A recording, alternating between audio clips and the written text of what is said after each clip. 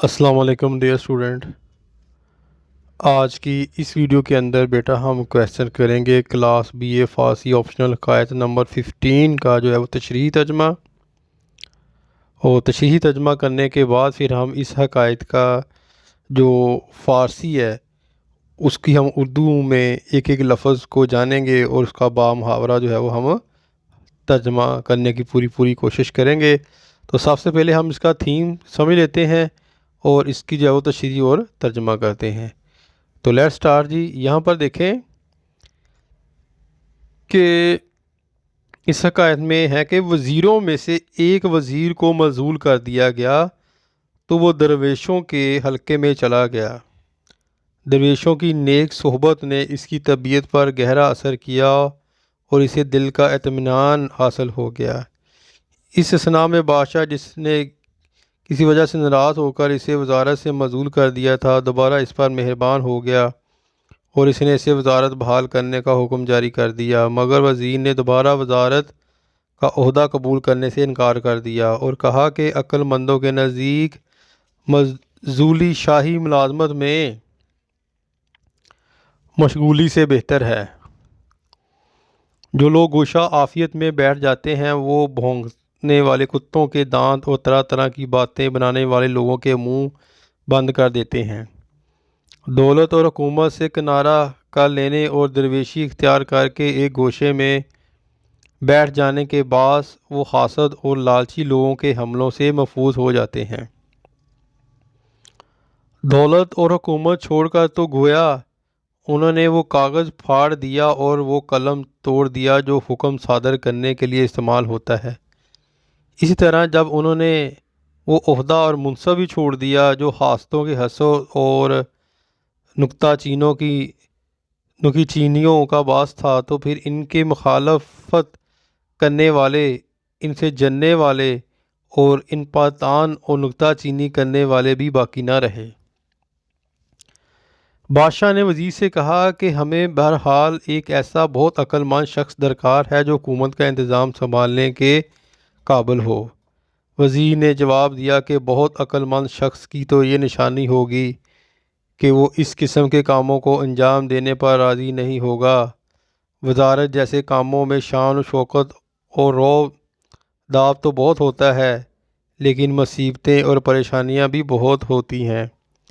وزیر کی شان و شوکت سے حسد کرنے والے اس کے خلاف طرح طرح کی باتیں بناتے ہیں، اپنی نکتہ چینیوں سے اسے بدنام کرنے اور اپنی مذموم چالوں سے اسے وزارت سے نکلوانے کے لیے قسم قسم کی چالیں چلتے رہتے ہیں۔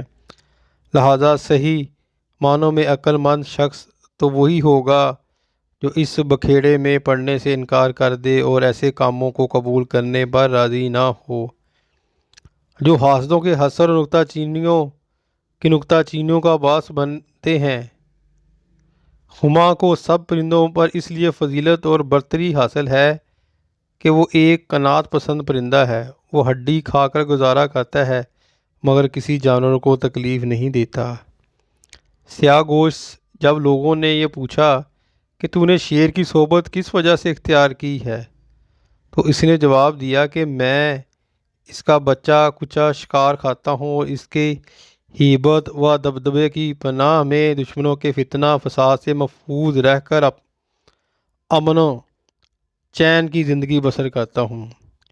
لوگوں نے اس سے کہا کہ جب تو شیر کے سائے کی پناہ میں آ گیا ہے اور تجھے ان نعمتوں کا اعتراف بھی ہے جو تجھے اس کی حمایت اور سائے میں رہنے کی وجہ سے حاصل ہیں، تو پھر تو اس کے زیادہ نزدیک کیوں نہیں جاتا کہ وہ تجھے اپنے خواص کے حلقے میں داخل کر لے اور تیرا شمار اس کے مخلص، بااعتماد اور قریبی غلاموں میں ہونے لگے۔ سیاہ گوشت نے جواب دیا کہ شیر کے زیادہ نزدیک ہو جانے پر میں اس کے غضب سے محفوظ نہیں رہ سکوں گا۔ دیکھو، ایک آتش پرست آگ کو مقدس سمجھ کر اس کی پوجا کرتا ہے، لیکن اگر وہ 100 سال تک بھی آگ کی پوجا کرتا رہے اور اپنے مذہبی فریضہ کے طور پر 100 سال تک آگ جلاتا رہے اور پھر ایک لمحہ بھر کے لیے بھی اس آگ میں گر جائے، تو وہ آگ اس کی 100 سالہ آتش پرستی کا کوئی لحاظ نہیں کرے گی اور اسے جلا کر بسم کر ڈالے گی۔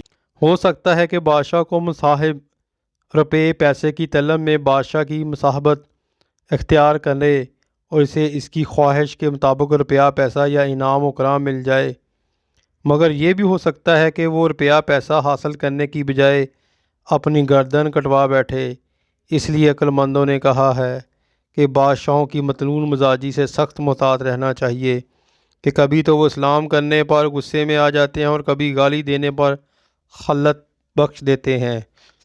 اور داناؤں نے یہ بھی کہا ہے کہ بہت زیادہ ہنسی مذاق کرنا درباری مصاحبوں کے لیے تو خوبی اور ہنر کا درجہ رکھتا ہے، مگر عقل مندوں کے لیے خامی اور عیب ہے۔